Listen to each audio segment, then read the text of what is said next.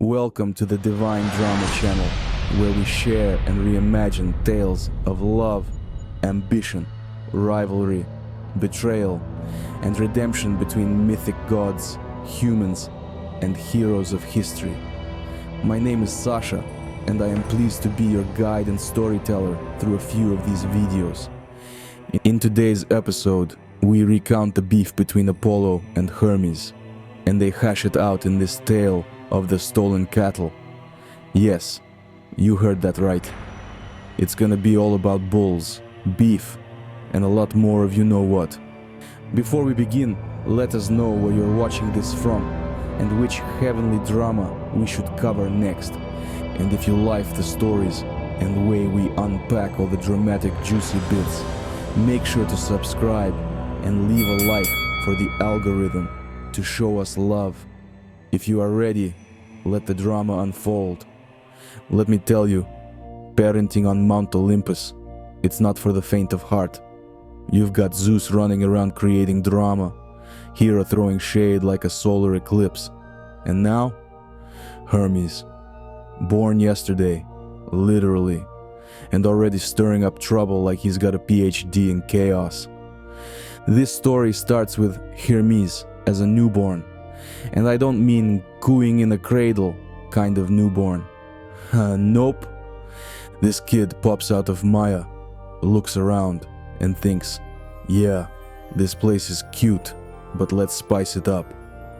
Within hours of his birth, Hermes decides that sleeping like a normal baby isn't his thing. Instead, he crawls out of his crib, stretches his chubby little legs, and sneaks down to earth. His goal? Steal Apollo's cattle. Because why wouldn't a baby decide to mess with one of the most powerful gods on day one? Now, Apollo's cattle aren't just regular cows, these are divine cows. We're talking celestial grade beef, glowing with golden light, mooing in harmony like some kind of cow choir. But Hermes doesn't care. He spots them and thinks, perfect. Dinner. Maybe some leather boots. The possibilities are endless. But here's where it gets wild. Hermes doesn't just steal the cattle. He makes them walk backward. That's right. This little dude is out here, reversing cow footprints to throw Apollo off the trail. He even wears homemade sandals to disguise his own baby tracks. Who does that? A genius baby. Zrenia. The next morning, Apollo is doing his usual sun god routine, rising with the dawn, playing his lyre, probably flexing in front of a mirror, when he realizes something's wrong. His sacred cattle? Gone. All of them. Apollo's not the kind of guy to let that slide. He's storming through Olympus, golden hair blazing like a shampoo commercial, shouting, "Who stole my cows? Who?" He questions everyone, nymphs, mortals, even Zeus. But nobody knows a thing. And when he finally gets to the field, he's even more confused. The tracks are all backward, and Apollo's standing there like, what kind of cow moonwalked out of here? Meanwhile, Hermes is chilling in a cave, chewing on some ambrosia like nothing happened. He's got the cows hidden and is already planning his next move. But Apollo's not dumb. He follows the vibes, and eventually his celestial senses lead him straight to Hermes. When Apollo walks into the cave and sees Hermes, still a baby, mind you, he's baffled. "You're the thief?" he says, staring at the newborn chewing on his chubby fist. "You can't even talk yet." Hermes, ever the smooth operator, just grins. "Talk. I've been talking since before I was born. But sure, let's play along." Apollo looks at him, deadpan. "Where are my cows?" Hermes shrugs, all innocence. "Cows? What cows? I don't even drink milk." Apollo is fuming, but every time he tries to catch Hermes in a lie, the baby spins another story. Hermes is so slick that even Apollo starts doubting himself. And this is where Hermes shows his genius. While Apollo's pacing and ranting about justice, Hermes casually pulls out a tortoise shell. He strings it with cow gut. Yes, cow gut, and invents the lyre on the spot. Then he starts playing. And let me tell you, it's not just music, it's magic. The sound is so beautiful, so enchanting, that Apollo stops mid-rant. His anger melts away, replaced by awe. Apollo stares at the glowing lyre and mutters, "What? What is that?" Hermes smirks, still plucking the strings like he's headlining a godly music festival. "Oh, this? Just something I threw together. You like it?" The stage is set. Hermes, the newborn trickster, has Apollo wrapped around his tiny finger. But the real showdown is just beginning. And Zeus, oh, Zeus is about to get involved. And you know it's gonna get messy. Apollo is not having a good day. His prize cattle are missing. The trail makes no sense. And now he's stuck arguing with a literal newborn who's got the confidence of a guy trying to sell you extended car insurance. But Hermes, oh, Hermes is living his best life. He's strumming his homemade lyre like it's the hottest mixtape in Olympus. And Apollo's too mesmerized to stay mad. Well, almost. Apollo snaps out of his trance and glares at Hermes, who's still lounging like a boss baby. Apollo, all right, enough. I don't care how cute you are. Where are my cows? Hermes gives him the most innocent look you've ever seen, the kind that could probably get him out of a speeding ticket. Cows?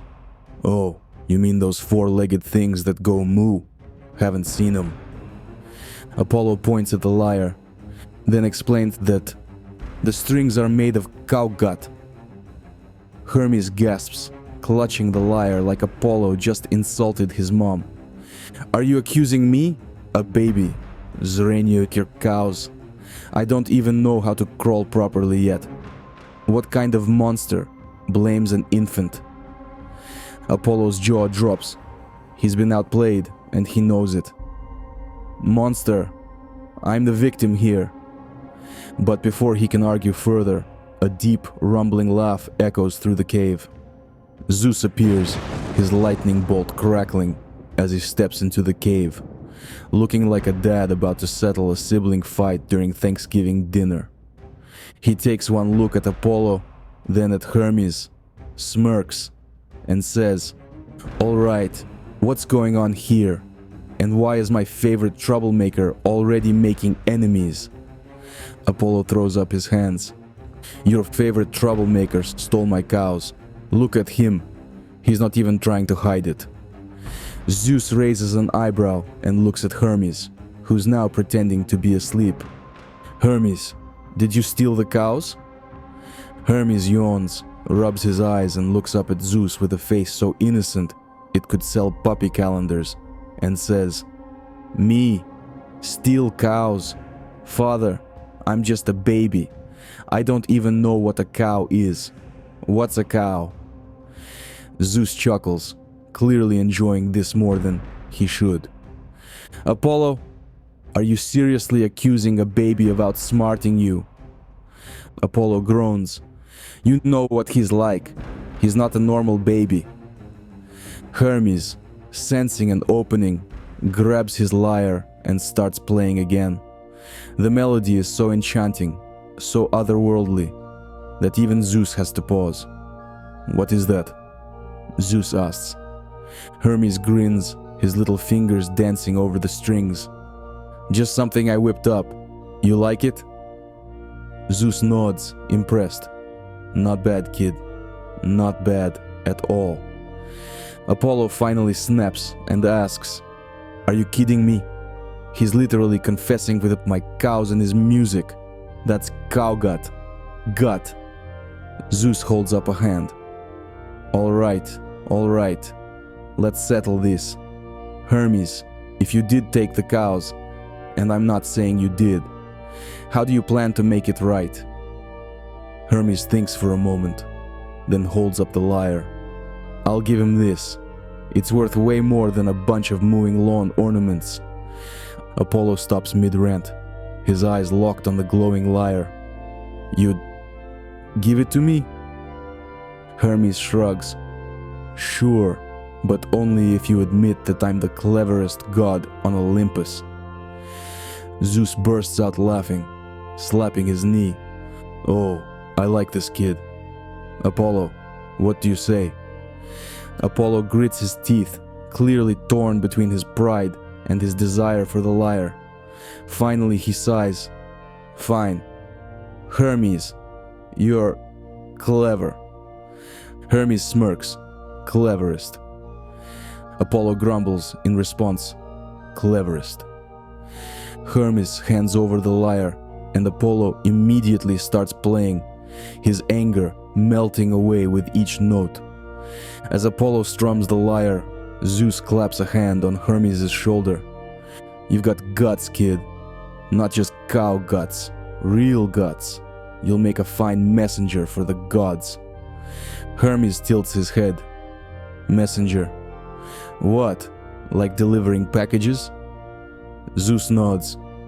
Exactly. And don't forget, always add a little flair. Keep them guessing. Hermes grins. Oh, I can do that. With the lyre now in Apollo's hands, and Hermes officially crowned the trickster of Olympus, you'd think the chaos would stop. But come on, this is Mount Olympus. The drama's just getting started. Apollo is sitting on a rock outside the cave, plucking at the lyre like he's just discovered the meaning of life. The melody, so good, even the birds stop mid-flight to listen. Meanwhile, Hermes is lounging nearby, grinning like the world's smallest con artist who just pulled off the heist of the century. Zeus. Oh, Zeus is still there, laughing like a dad watching his kids argue over who ate the last slice of pizza. Apollo finally looks up from the lyre and gives Hermes the stink eye.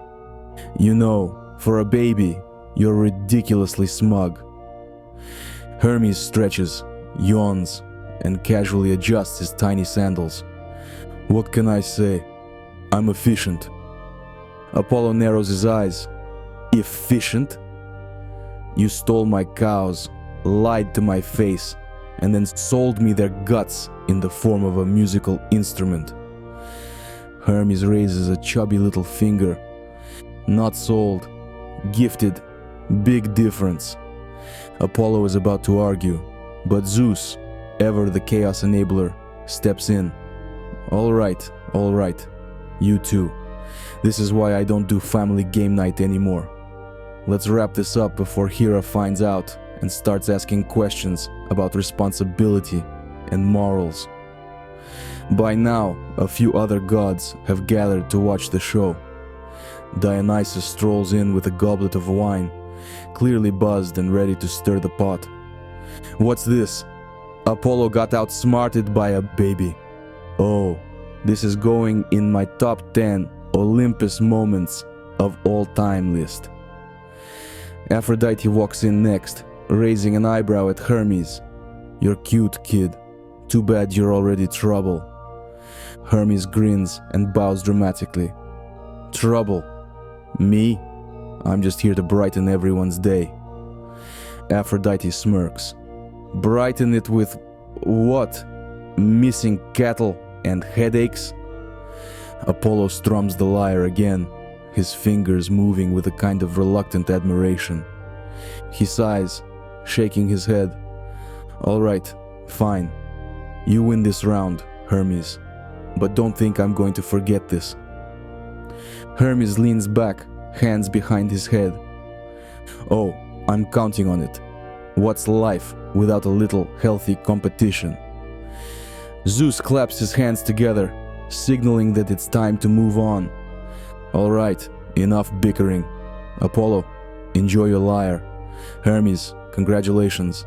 You're officially the god of mischief, cleverness, and whatever else you feel like claiming. Oh, and you're also our new messenger. So, start running. Hermes blinks. Messenger? What am I? The godly FedEx? Zeus grins. Exactly, but with more flair. Hermes shrugs, clearly unbothered. Fine, just make sure to tip. As Zeus and Apollo walk away, Hermes stays behind for a moment, looking out at the horizon like a baby who just inherited the world. Dionysus pats him on the back. You're gonna fit in just fine, kid. Just don't steal my wine, or we'll have a problem.